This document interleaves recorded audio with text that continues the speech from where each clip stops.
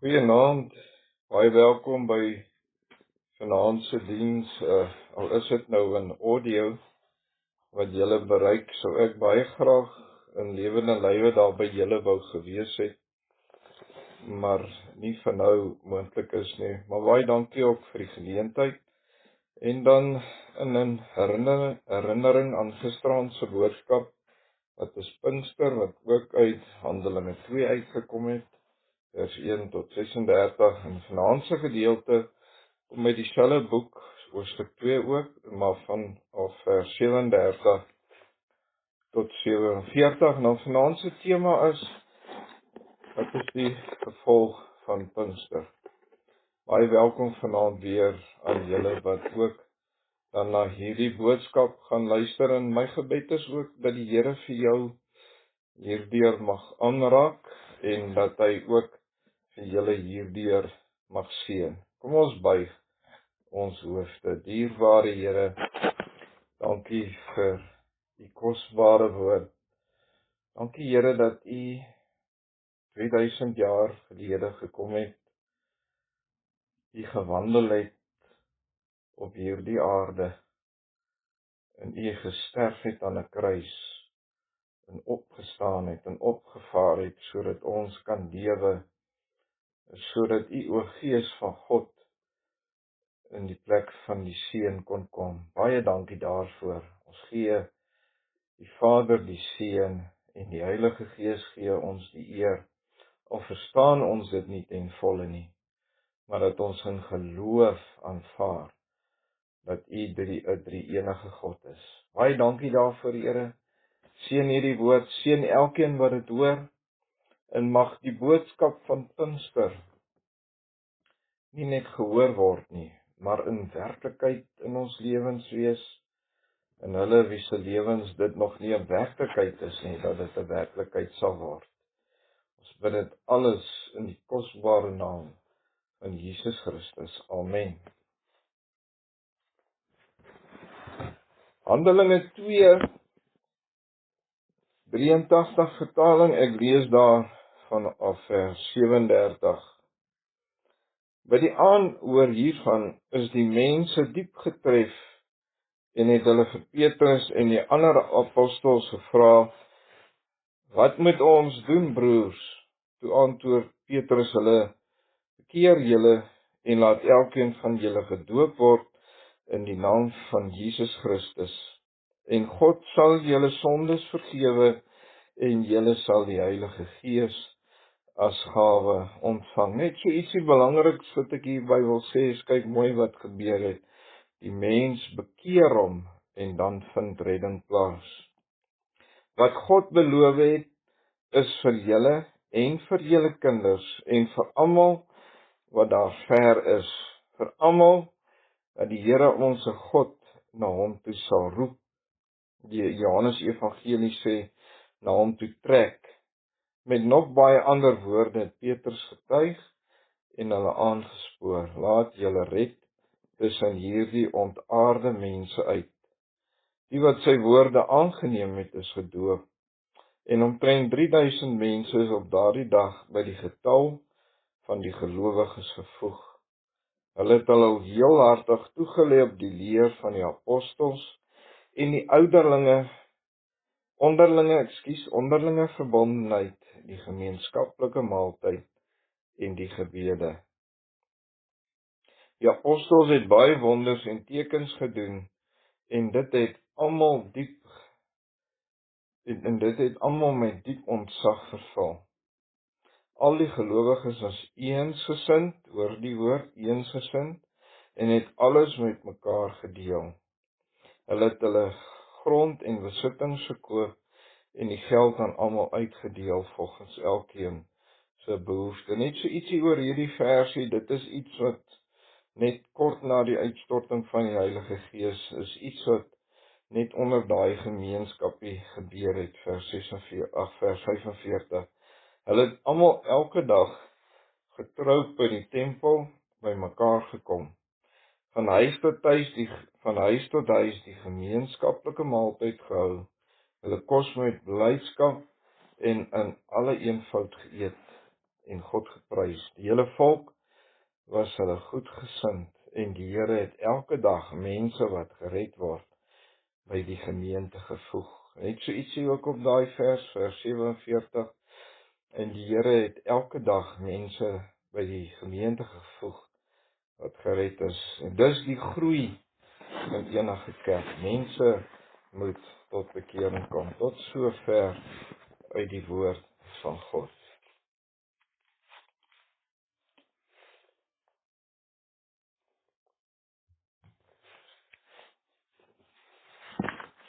Vanaand se tema: wat is die gevolg van Pinkster? Is 'n tema wat geweldig groot en omvangryk is. Hoe pen 'n mens die gevolg van Pinkster op papier vas? Want die omvang daarvan was iets groots en dit strek oor eeue. 'n Mens sou volumes kon volskryf van die kerk van die Here Jesus.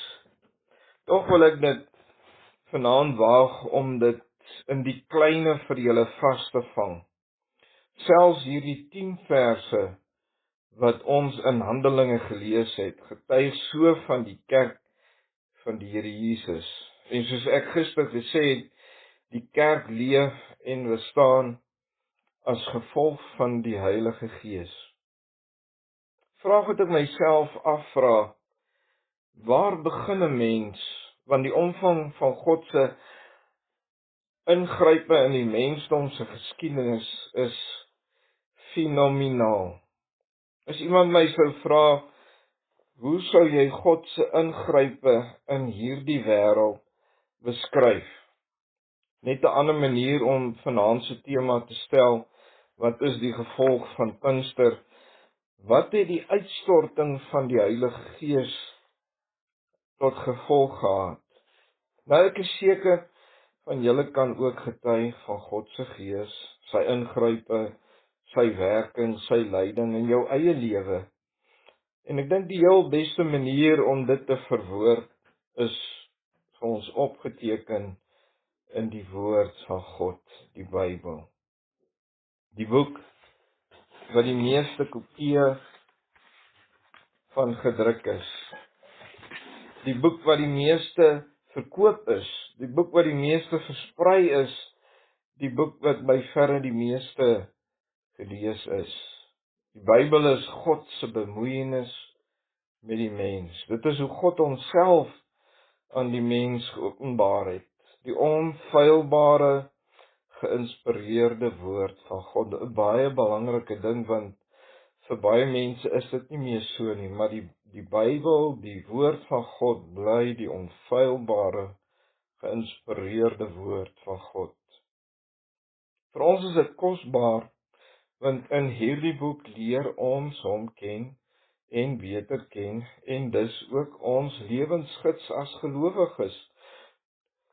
Ekskuus, tog moet ek ook vanaand die ander kant ook sê, want nie alle mense is geraak deur hierdie boek of die Pinkster gebeure nie. Ons het in die vorige gedeelte, of gisteraand se boodskap, vers 23, hoofstuk 2, God het besluit en dit vooruit bepaal om hom aan julle uit te lewer. En julle het hom deur die heidene aan die kruis laat spyker en hom doodgemaak. Met ander woorde, die raadsbesluit van God, reeds bepaal voor die grondlegging van die wêreld. So ook die woorde van die Here Jesus in Matteus 7 vers 13 en 14. Vers 13: gaan deur die nou poort in, die poort wat na die verderf lei. Is wyd en die pad daarheen is breed, en die wat daardeur ingaan is baie. Vers 14: maar die poort wat na die lewe lei is nou, en die pad daarheen smal, en die wat dit kry is min. God se missie met die mens het nie eers in die Nuwe Testament begin nie. Nee, God se missie met die mens het reeds daar in die begin en veral rigting gekry by Abraham, die vader van die gelowiges, soos Paulus dit in die boek Romeine beskryf. Die vervulling van God se missie het in Christus in vervulling gegaan. So ook die heelwyse na hom in die Ou Testament. In die Ou Testament lees ons dat God se Gees vaardig geraak het oor die mens. Byvoorbeeld, toe Saul vir Samuel gesoek het en hy die profete seuns raakgeloop het, het hy self ook geprofeteer, want die Gees het oor hom vaardig geraak. Die Gees het nog nie kom woning maak in gelowiges se lewens in die Ou Testament, want die tempeldiens, die tydelike, was toe nog daar gewees. En Christus het toe nog nie gekom nie. Het jy al mooi hieroor nagedink?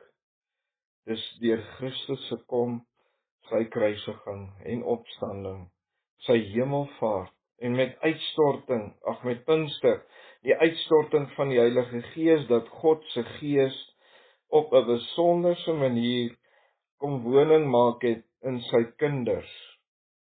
Hy woon nie meer in geboue, die tydelike nie.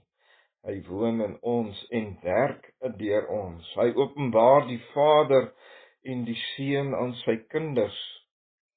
Die voorhangsel het geskeur, dit is volbring, was die laaste woorde van die Here Jesus aan die kruis.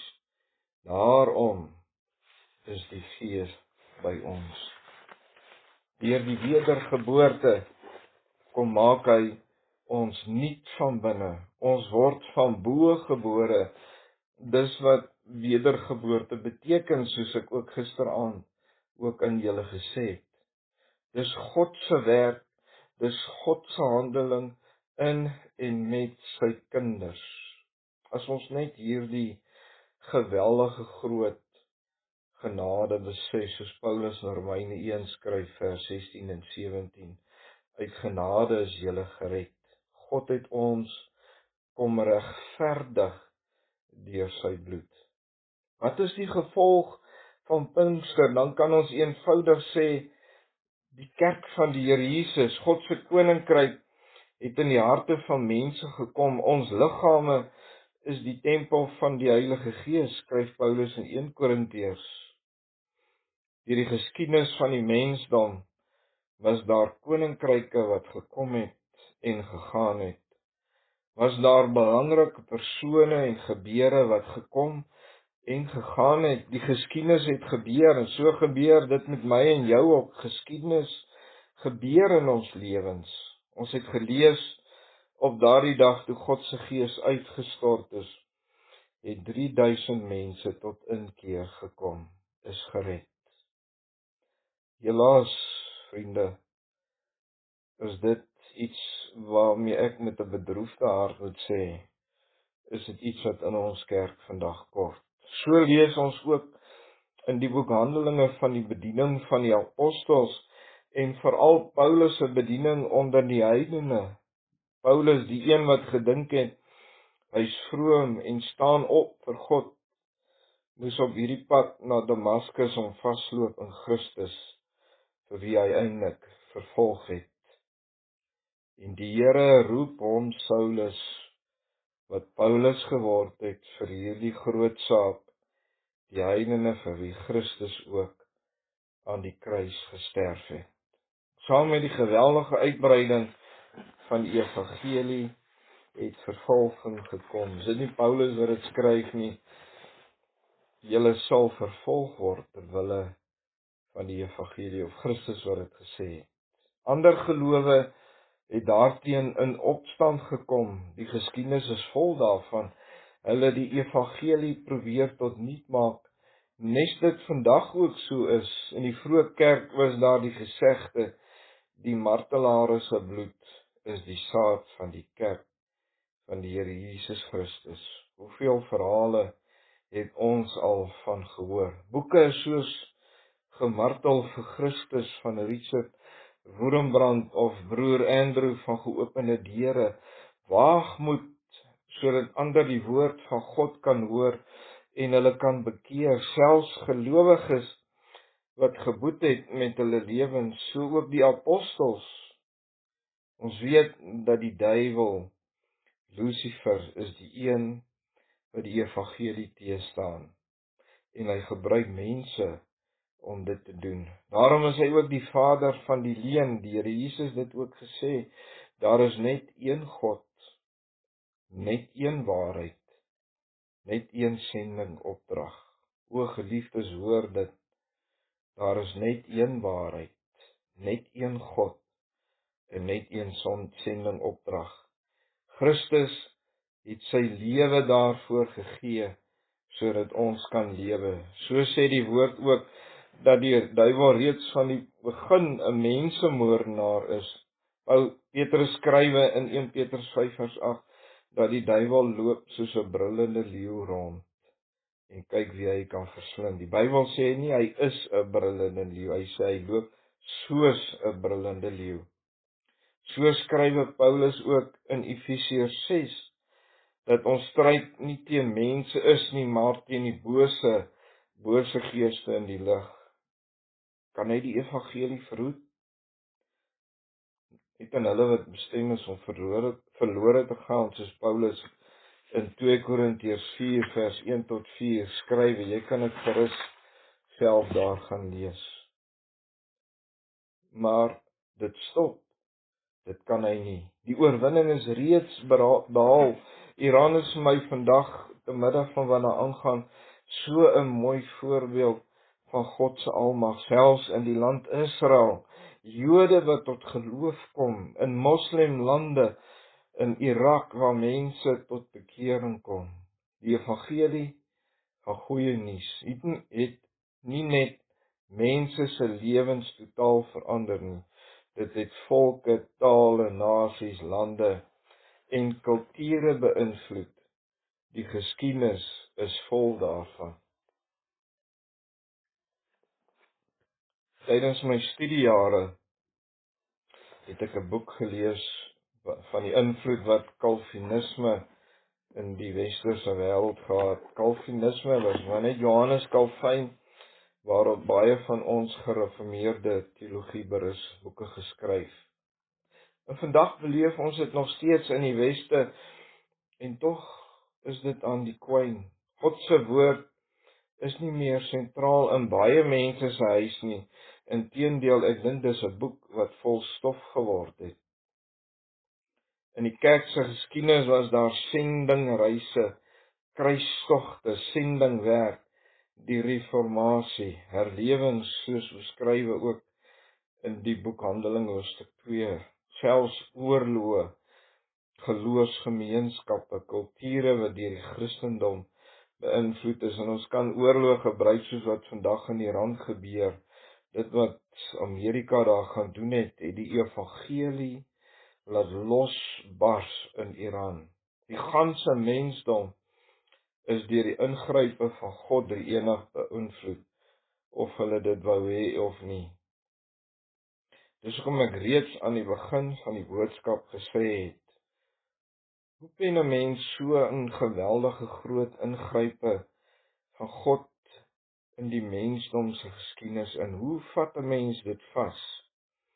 Dis 'n werklikheid. Die vraag wat ek nou kan vra is vir jou, hoe het Pinkster jou lewe beïnvloed? Hoe het dit jou gesinslewe beïnvloed? Hoe het dit jou as gelowige, as Christen geraak? Tog ten spyte van hierdie goeie nuus, hierdie wonder wat God se Gees gebring het, is daar nog steeds pyn en lyding, droogtes en hartseer, moord en haat. Dit wat sonde hier in die wêreld gebring het. Ten spyte van hierdie groot seer, lê die wêreld se antwoord nog steeds in Christus Jesus, in die Gees wat vanuit die Vader en die Seun kom. Die Here Jesus nie self gesê, moenie bang wees nie, ek het die wêreld reeds oorwin. Was dit anders in Christus se tyd? Nee, maar te midde daarvan het hy hoop gebring. En hier lê die kruks van die saak. Die verandering is nie in uiterlike omstandighede nie, maar van binne, en dit verander ons uiterlike omstandighede. Met ander woorde, die Here moet eers hier nuut hier binne kom maak. Wat is die gevolg van Pinkster in jou lewe te midde van 'n gebroke wêreld? Hoe moet die kerk van die Here Jesus hoop bring in hierdie wêreld? Ons is sy hande, ons is sy voete. Ons lewe is van binne nuut gemaak. Dit wat binne is, kan nie binne bly nie, dit moet uit. Romeine 8:28 skryf Paulus, strome van lewende water sal uit jou binneste vloei. Kind van God, is daar strome van lewende water wat uit jou binneste vloei. Is daar strome van lewende water in jou gesinslewe, in jou werkslewe, mense rondom jou, daar waar jy woon. Is jy nuut gemaak? Getuig sy Gees saam met jou dat jy 'n kind van God is. Wanneer ek weergebore is, dan alleen kan ek 'n verskil maak in mense se lewens. Want hy het my kom verander en ek is 'n instrument in sy hand. Die gelykenis van die saaiër is so 'n pragtige voorbeeld. Ons lees van die saaiër wat saai, die woord saai. En in daai gedeelte gaan dit nie oor die saaiër nie, want wie die woord saai is irrelevant, maar dit gaan oor God se woord wat gesaai moet word. Ek wil jou vanaand vra, het jy sekerheid van saligheid? Het jy al tot bekering gekom? Is Pinkster deel van jou lewe? Borrel dit hier in jou, soos die kinderlied sê, dit borrel in my, want ek is so bly. Kind van God, gebruik hy jou as instrument in ander se lewe. Kind van God, leef jy sy woord, soos die woord ons leer. Spandeer jy tyd saam met hom in woord en gebed. Sluit af, het jy al by die kruis gekniel? Amen. Kom ons buig ons hoofde. Dierbare Here, dankie vir u woord. Ek glo, Here, met my hele hart, dat u in hierdie Pinksterreeks, al is dit aan audio, die woord is gesaai, u woord, nie my woord nie, u woord. Dat u mense se harte en se lewens gaan aanraak en aangeraak het. Dat die mense sal oproep vir Pinkster, om dalk weer opnuut te bevestig dat ek sy kind is, en as ek vertwyfeling het, dat ek sekerheid sal vind, maar dat ons die boodskap van Pinkster as u kinders, as geesvervulde kinders, sal uitleef, as gehoorsame kinders. Baie dankie daarvoor, Here. Seën op die res van hierdie aand. In Jesus naam bid ek dit. Amen. Net soos jy daar sit, ontvang die seën. God is magtig om julle te laat vasstaan ooreenkomstig die evangelie van Jesus Christus.